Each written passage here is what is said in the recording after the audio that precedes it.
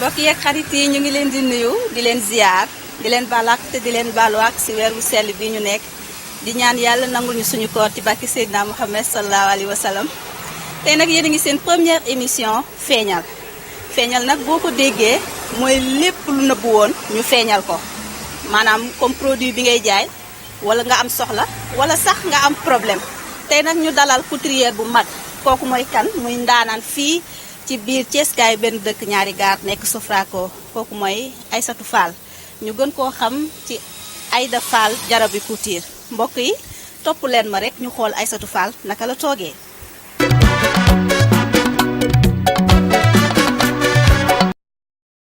salaamaaleykum Aïssatou noo def mbaa yaa ngi ci jàmm alhamdulilah tey nag Aïssatou seen émission feeñal moo ñëwoon fas yéene def ak yow émission ñu bàyyi la rek nga nuyoo bokk téléspectateurs yi ñuy seetaan Aïssatou. waaw maa ngi nuyu waa téléspectateurs yi nga xamante ne ñoo ngi may seetaan di leen dalal waa yéen waa Thiès Info di leen wax ne seen daara Jarabi Couture mu ngi nii ngeen dal ak jàmm. macha allah am na solo Aïssatou ñun itam ñu ngi lay ziar bu baax a baax a baax tey nag ñu ngi ñëw pour waxtaan ak yow comme ñu ngi toll ci wàllum korité te seen émission feeñal moom lépp lay feeñal ñu fas yéene nag ñëw bàyyi la rek nga won ñu tey lan nga ñu tegal ci table bi Aïssatou. bi ñu leen dalalee ba pare yéen a ko gis atelier baa ngi nii ñu nekk ci waajal korité gi di bégal clients yi daal te yaa ngi ci di liggéey ñi ne ñaa ngi ci kaw ne ci di dóor waar mu ngi noonu. ayca ñu dem rek nga won ñu lan ngeen ñu waajal. mu nekk ci waajal korité bi comme ni ñu koy waxee tout le temps korité gi moom patch moo xew brodé ak bazin te defe naa ne barki démb moo ñaay lañ nekk ci tendance mode korité bi defe naa ne brodé yi ba ma ko wanee ba léegi awma benn jot ñëpp ngi indi seen i brodé ne leen loolu lañ bëgg te defe naa ne loolu rek moo doon but bi ñu xool li nga xamante ne war na neex clients yi ñu dox ci muy noonu. liñ fi jot a gisagum rafet na loolu xanaa ñu yëg ci kaw rek nga daal ñu won ñiy des.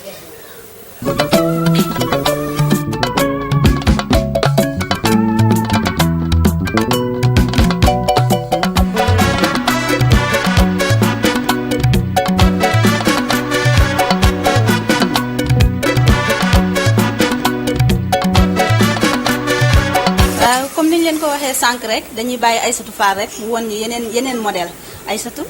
waaw comme ni ñu leen ko waxee xam nga ci suuf dañu fa def salle d'exposition yéeg ci la ñu def salle trafic yi nga xamante ne ñoom ñooy produire xale yi nekk foofu di liggéey ñu ngi nii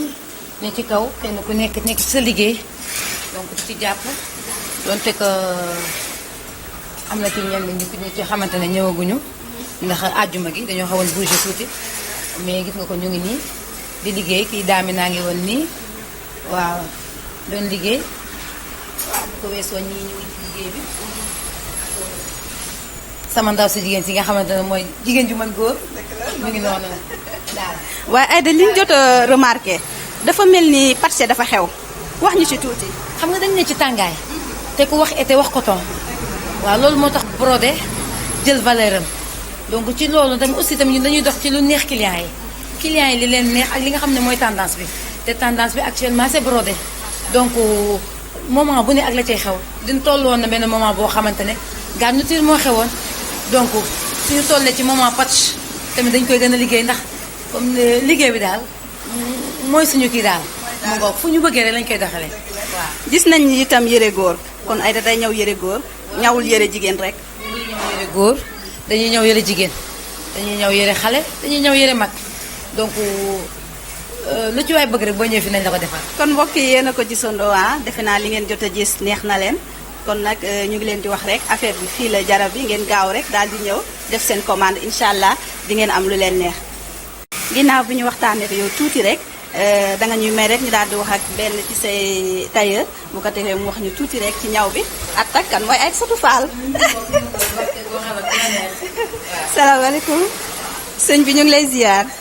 mbaa yaa ngi si jàmm bu baax alhamdulilah ñu bëggoon nga wax ñu tuuti rek ci ñaw bi ak ci Aïssatou Fall. ci Aïssatou Fall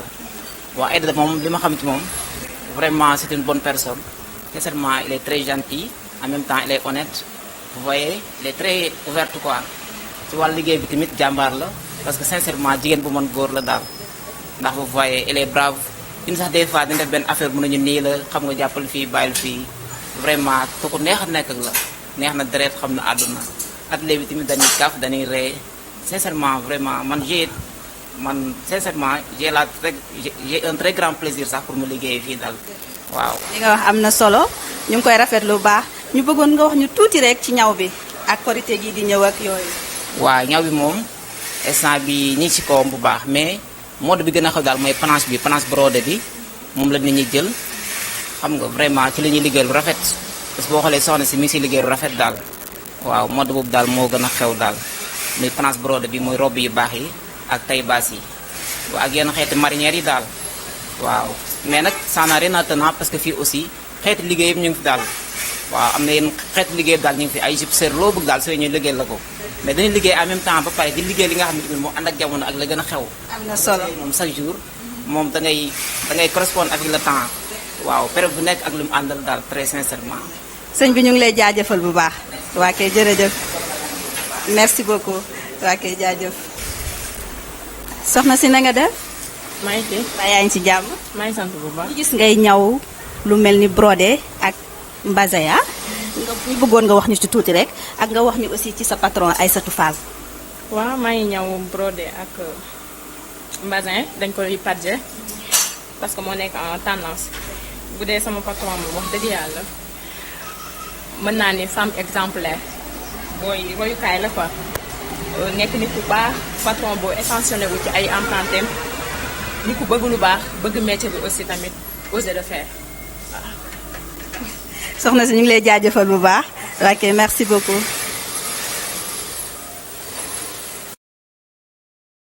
mbokk yi ñu ngi fii tey ci Thiès Info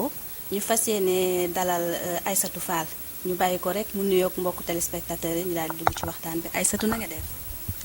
Kaja maa ngi lay fay. Aïssatou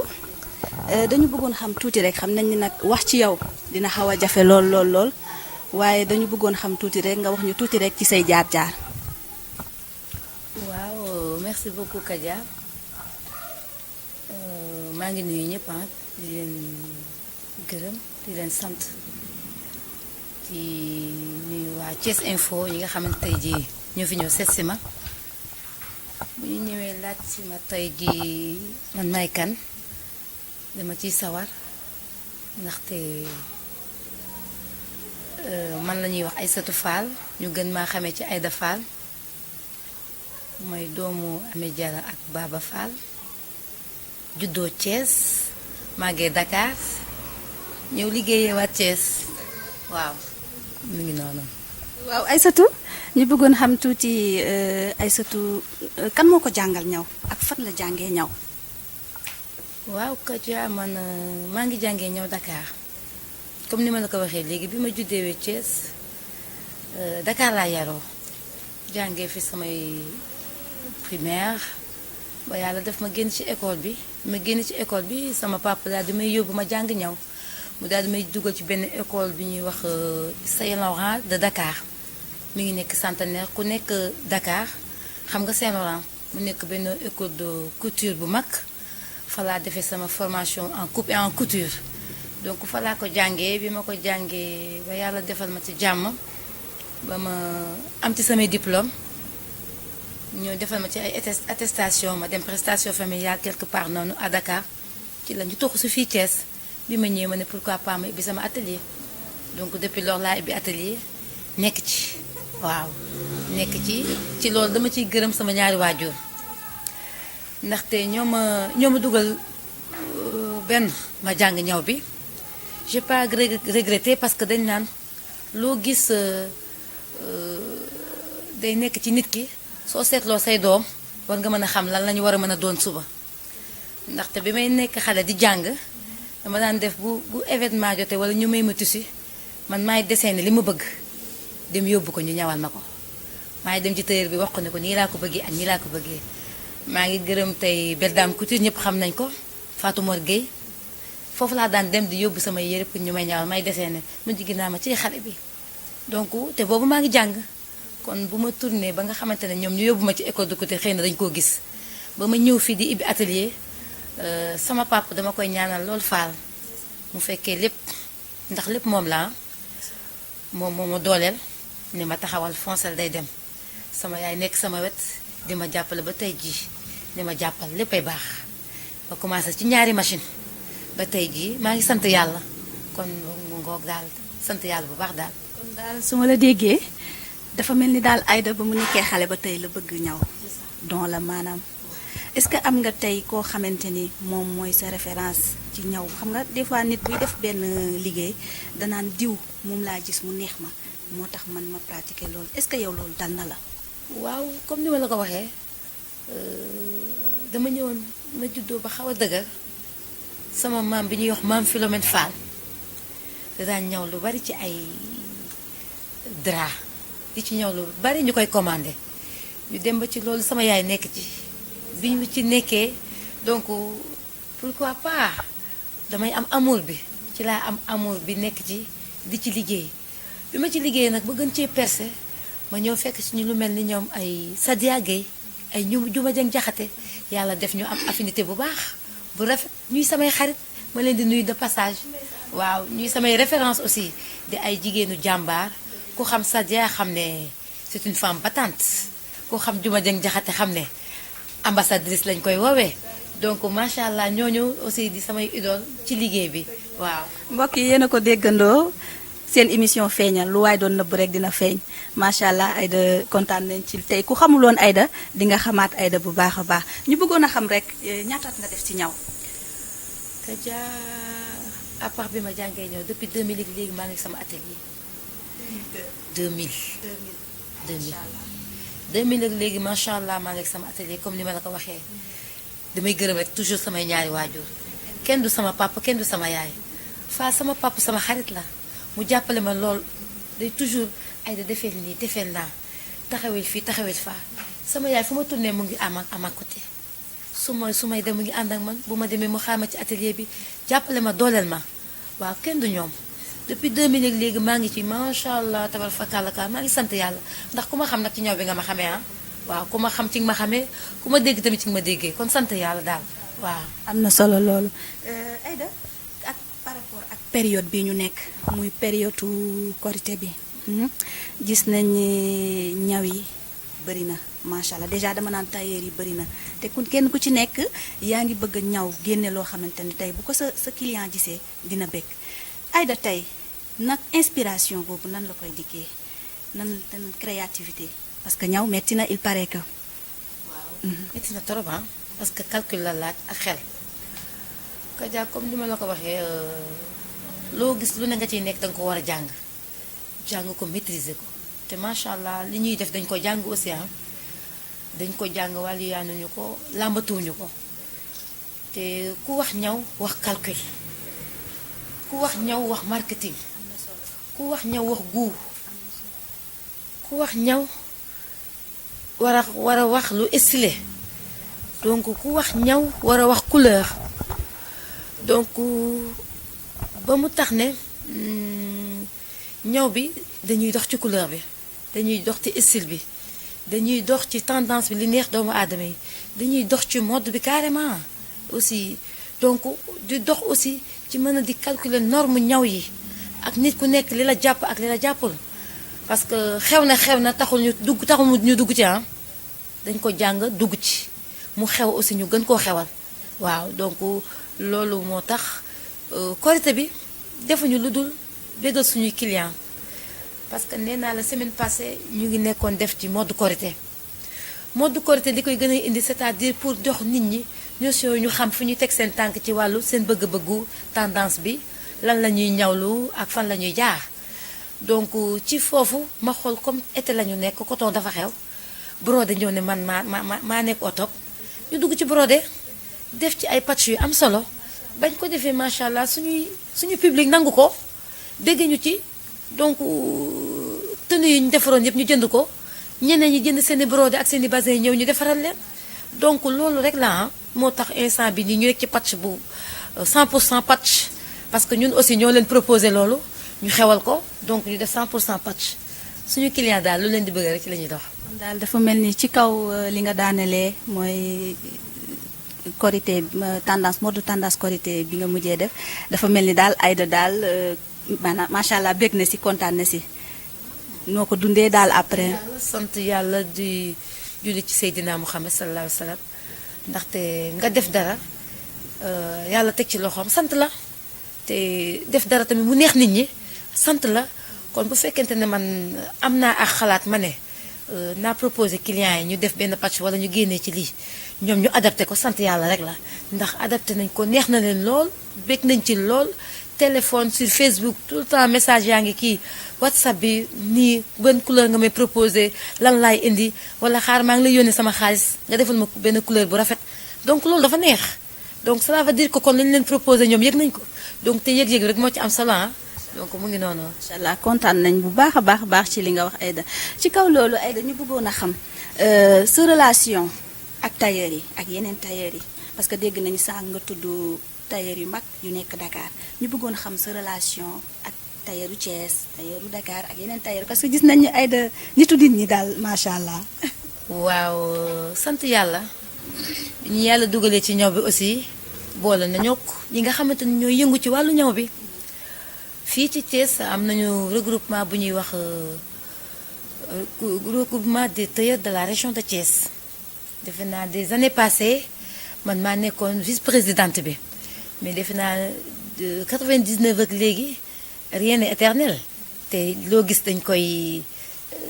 jox keneen dafa rafet donc ñu def assemblée générale ñu jox keneen aussi fekk na des années xanaa plus de 8 ans man maay présidente bi donc sant yàlla la ñu am affinité bu rafet a rafet dafa fekk nag nuy gën di liggéey say taxawaay di gën di bari donc day laaj ngay séddale passage ci yenn yi donc ci loolu may remercier suñu président monsieur Abdoulaye Ngom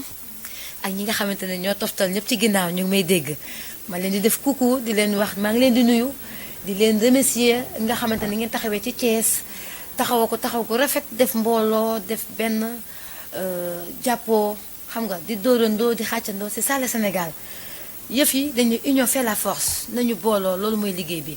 bu loolu weesoo Thiès dañu suux ba biir Dakar ñun ñëpp duma ne Dakar toute région boo toutes les 14 régions laa la wax foofa dem laajte ma xam nañ ma nit koo ma ca laaj xam naa ko ci région yëpp yi nga xamante ne ñu ngi unis pour taxaw téyeeri doon benn donc loolu yëpp tamit li ko waral mooy les couturiers et créateurs du Sénégal te nga xamante ne Sadia moo ko jiite mooy la présidente ci couturiers et créateurs du Sénégal boobu ci laa amee affinité wu yenn couturiers yëpp Dakar defe naa ne amul couturier bu ñu xamanteelul donc ñu am affinité bu rafet bu ñu amee seen i défilé seen i manifestation dañ koy décentraliser ñu ñëw fii Thiès boole nit ñi ñun ñëpp ñu nekk benn ñun bu ñu xewlee tamit ñoom ñu ñëw ñun ñëpp ñu nekk benn donc loolu ñoo ñu boole te defe naa ne loolu mooy jëmale kanam suñu Sénégal aussi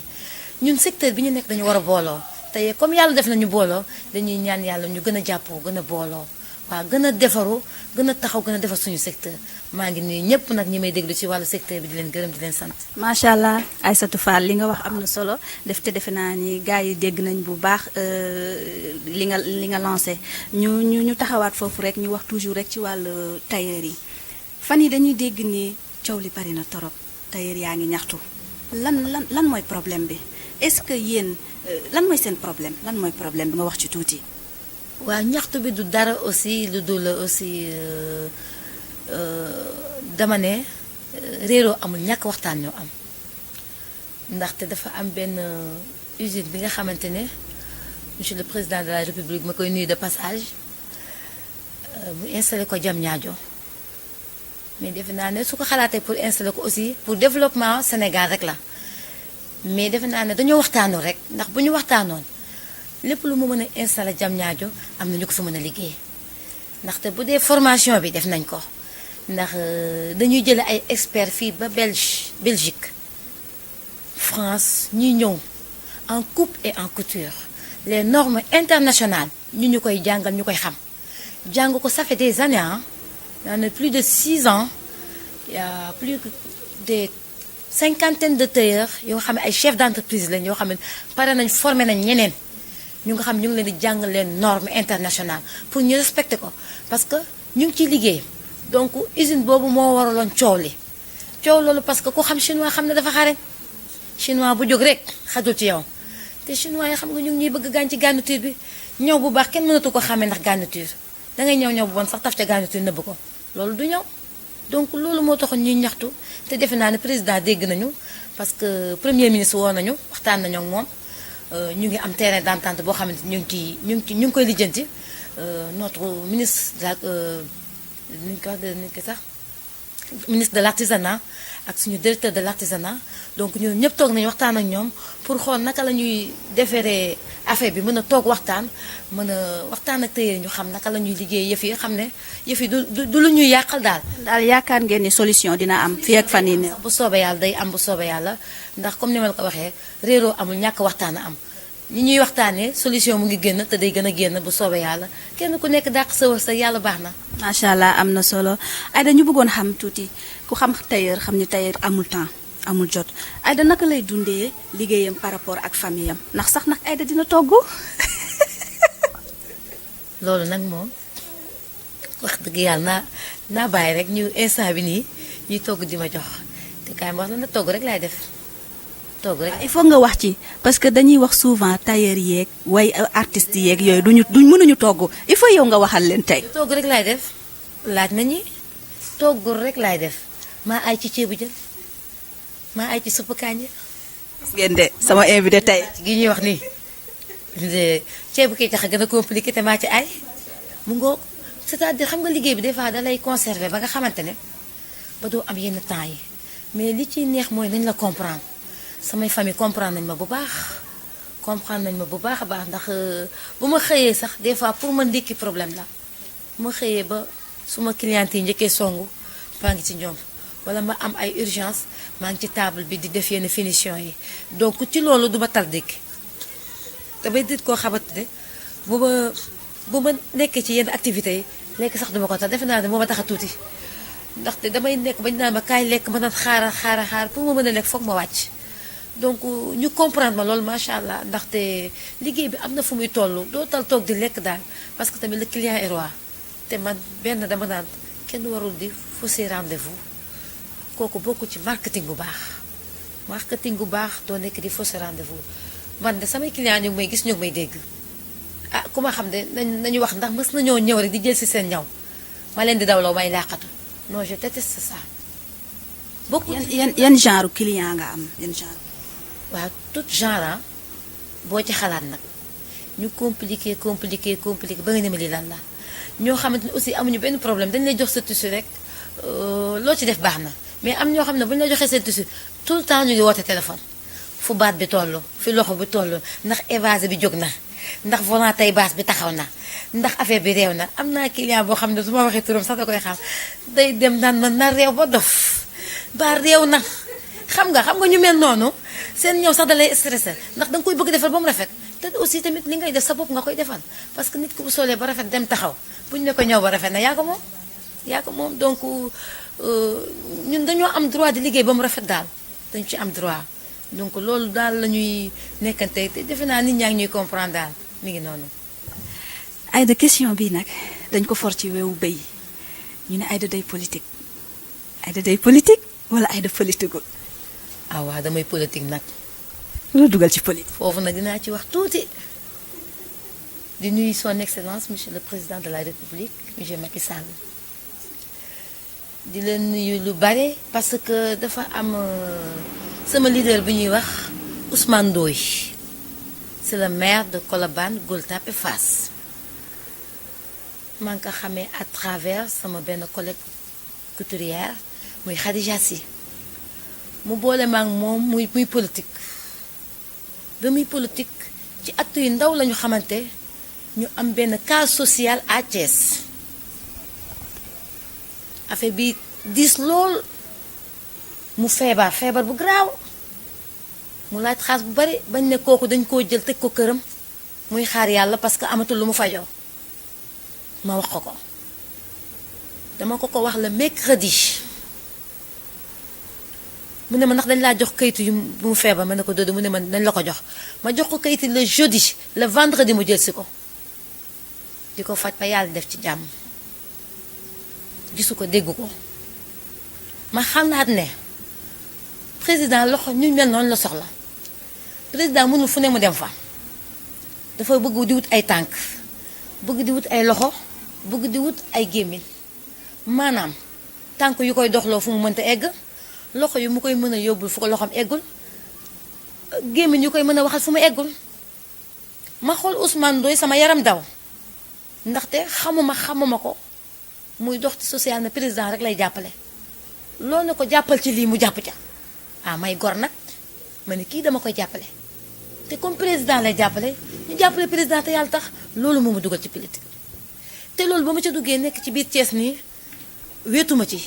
ndaxte ku ñuy wax Babacar Fall barki dee moo njaay ku xam tailleur xam ne événement dafa bokk ci liggéeyam moo am ci benn élément boo xamante day ànd ak moom élément ba ay matériel am ci biir entreprise am doyul te dañ ne foo bëggee nit ki liggéey danga koy équipé Babacar Fall jël kooku équipé ko jox ko plus de 5 machines yu baax machine industrielle yii di liggéey yaa ngi dégg ba pare joxaale ko plus de 500 000 fonds de roulement mais loolu mooy dimbali président loolu bu ñu ko defee kenn du ñaanu ci kenn man Fall loolu moom dugal ci politique may wax ku mel ni Ousmane Ndoye mu nga xamante ni mu ngi nekk ba Dakar di ñëw Thiès fii di dimbali artisan yi li may wax du gan biir Thiès nit ñaa ngi may dégg du ma fi lim turu kenn parce que ku ma mës a jox dafa naan ma sama yoon newu ci musul jox kenn ñëw taxaw dafay joxe ñu jox leen du dëgg kon moo ngi dimbali ñoo xam ne gisu leen mais loolu yëpp ci ngir président de la république bu Babacar Fall nekkee Thiès def noonu kon damay lancer un appel ci politique bi nañ ñeneen ñëpp def ni ñoom nit ñi di leen di topp ngeen leen may ay 10 000 ki 50 000 amul sens nanga leen di xool noo leen di jàppale ba suba duñ leen ñaan ñoom ñu jàpp ci dara bay jàppale ñoom loolu mooy développer réew politique nag du dara soo gisee ma dugg ci dama ne la loolu moo ma ci dugal parce que loolu Ousmane Ndoye def moo ma relevé parce que Ousmane Ndoye li muy def dafa doy waar day dimbali nda tudd la gis soxlaw laa gis mais loolu dafa léegi ñi lay dimbali da ngay toog ñeneen ñi toog ñu doog laa may sax benn 100 000 francs ñëpp dañuy toog mais kuy génnee ay millions di la jox Ousmane Ndoye kenn du moom damay wax Thiès mu ngi fi kenn du moom ay millions lay dugal biir Thiès te gisu ci kenn chaque lay benn ñu retiré joxe ñu fajoo dama ne président de la république maa ngi lay gërëm di la sant ñu mel ni Ousmane Ndoye ak Babacar Fall bu fekkente ñu ngi ci dëkk bii ne na ñu gën a jóg taxaw mënoo fu nekk nga dugg fa wala fu nekk nga wax fa ñooñu ñoo la mën a jàppale ci réew mi pour nga mën a dem man de wax dëgg yàlla maa ngi lay politigal mën naa laa bañ a gis nag mën naa laa bañ a dégg ndax maa ngi gis Ousmane Ndoye waaw. mbokk yi dégg ngeen sama invité li mu wax defe naa leer na li tax mu dugg ci politique bi lii rek mooy seen émission feeñal lu waay doon nëbb rek dina feeñ Aïssatou ñu bëggoon xam est-ce que Aïssatou dafa marié. waaw gis nga nag foofu nag loolu lu jar li jënti la nag de je ne suis pas mariée. waaw ay da lu tax xanaa yaay dàqee wala lan la. dàqew ma xam naa heure bu jotul rek xam nga lu jot suñu borom def ko suñu borom du rature dara dafa bind rek teg di xaar heure ba bu jotee rek yàlla dina ko def. mais xanaa am na sax ku nekk ci buntu bi ku xam nga. daal ka jaay dama ne boo demee gën a. ay da nag bul na bu wax ñu rek. dama ne dama lay yóbbati ci say latir ne ko candidat a ngi nii na ma wutal. jeex na defe naa say latir dégg na ko te sa aajo dina fajo incha allah. wutal ma waaw. kontaan nañ loolu Aïda ñu bëggoon a xam nag tuuti rek defe naa ni loolu sax lañ nar a tëjee émission bi tey wax nga sànq ci politique wax ci président de la république waaye tey ñu lay laaj bu entre yow ak président boo toogoon ak président de la république tey lan nga koy wax. non Kaja comme ni ma la ko waxee léegi président ma toogoon nag moom mu toog ak daanaan xam defal sama musóor bi tuuti mu xam bu toogoon ak man xam ne toog nag daanaan toog naag ay nit de valeur ndaxte dañoo nekk fii di defar suñu réew ñun Cees lañu am ñoo ko war a defar dañ naan kër ga nga dëkk bul xaar kenn di la ko baleel bul xaar kenn di la ko fompal bul xaar kenn di la raxasal quoi qu'il soit ñun ñoo dëkk ci kër gi ñun ñoo koy defar Cees suñu kër ñoo koy defar ñoo koy bale xanaa lenn la ñuy ñaan xanaa suñuy bale bu jeexee président ñëw doon li ñuy bale wante duñ ne président kaay jox ñu bale ko man dama ne la président ay leader yu mel ni man a ngi fii ci biir Thiès ñu di la liggéeyal te xamoo ñu xëy na nag man de peut-être boo ma xamulee Ousmane Ndoye tax xamuma Babacar Fall aussi nekk à ma côté may ñu ma xaalis ak mais dama xam ne fii buumu gàcce bu fi jaaxle rek ñoo ngi koy faj ku fi feebar ñu faj la artisan bu fi jaaxal ñu jàppale la mais loolu la artisan yi dañ fiy nekk dañuy manque un peu de moyen pour dem da ngay gis ñoo xamante ne dañoo am yenn dons yi mais moyen la ñuy manqué mais président mënta ñëw ñoom ñu nekk sur le terrain ñoo mën a jël kooku feeñal ko man ci loolu laay dox man dama bëgg di feeñal ñi nga xam ne ñu ngi ci ruq bi ñu mën a jàppale président ñu mën a jàppale président dooleel président xam ne yëf yi ñun suñu réew la ñoo ko moom ñoo ko mën a defal ñun bu ñu xeexee président suñu bopp lañu xeex mais loolu rek la président bu ma jàkkaarloo nag moom dina xam ne jàkkaarloo na ak ndaanaan ndaxte Thiès gi dañ naan Thièsu rebelle c'est pas un Thiès de rebelle c'est-à-dire fa ñu war a taxaw lañ taxawul man je n'aime pas à chaque fois sur les mêmes têtes yi am ñoo xam ne xamuñu ko yëguñu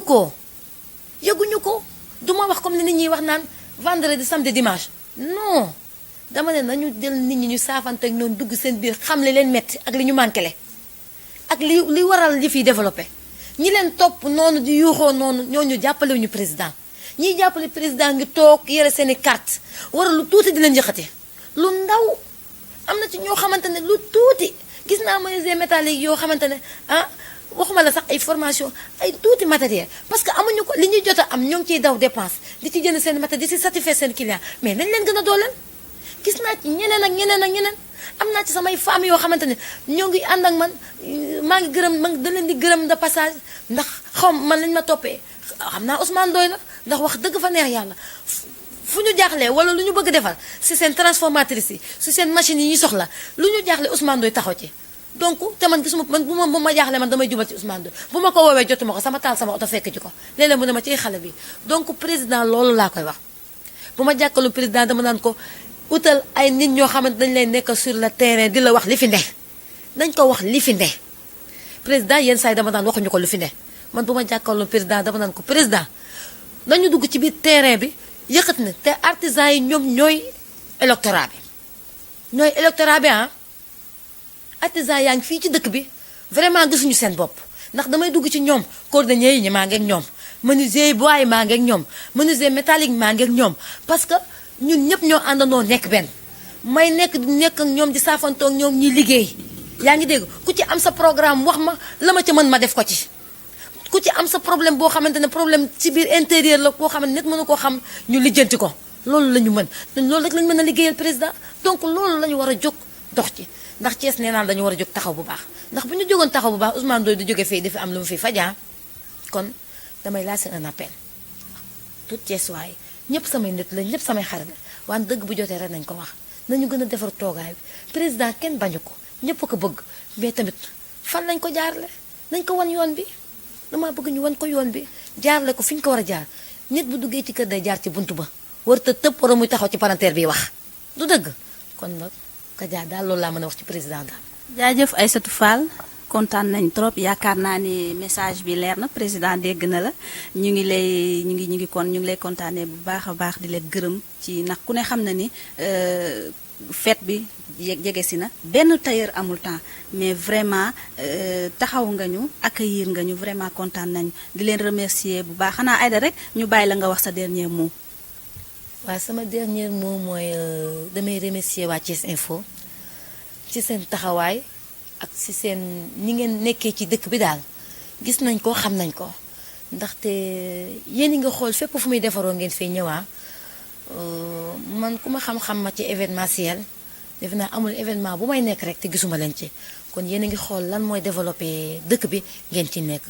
dama leen di gërëm di leen sant di gërëm téléspectateurs yi nga xamante ne ñoo ngi may seetaan di gërëm ñi nga xamante ne ñoom ñooy samay cliente di gërëm ñëpp di gërëm samay ñaari waajur comme ni ma ko duma taay di leen gërëm parce que feccu liir bu neexee nday jaay jàpp ci mbagg yi ñoo ma ñemeloo ñoo ne ma demal fonce dina baax ñaanal ma jàppale ma barki démb ci sama défilé bi rek sama papa nee na mooy sama sponsor à vie loolu rek dafa neex du dëgg kon bu loolu weesoo damay gërëm jigéen ñi nga xamante maa ngi ànd ak ñoom di liggéey sama jigéenu mouvement yi nga xamante ne ñu ngi ànd di liggéey di liggéey ki jàppale président de la république toppewu ñu ma dara nag dañ maa topp te yàlla rek tax ma ànd ak ñoom nag ci fulla ak fayda bëgg jàppale rek président waaw donc ñëpp laay gërëm di leen sant may gërëm àdduna yëpp di ma seetaan ndax man ay def ñëpp laa donc maa ngi leen di gërëm di leen sant di leen wax ne kontaan naa trop ndax feeñal dafa baax ndaxte lu mel nii dañ ko war di feeñal ndaxte yu bare ngi ci suuf te nit ñu feeñalu ko donc boo leen demee ba xalaat ne am na yu ñu war a feeñal rek nañ ko feeñal ndax lu mel ni maa ngi ci politique bi boobu ba léegi tey laa mës a def benn émission di wax ci président non donc dama ciy sawar parce que li ma neex ci président dafa bari mais maa ngi koy bëggee parce que maa ngi gis Ousmane Ndoye mu ngi ma ciy jàppale suba ngoon guddeeg bëccëg dama koy woo ba mu jigi liñ naan daf maa woo ba ma énervé waaw mais xam nga jamono demee noonu rek mu comprendre ma Ndoye ma dem Ndoye waaw. Aïda joxeel numéro téléphone bi ak sa adresse. waaw man Aïssatou Fall ñu may wax Aïda Fall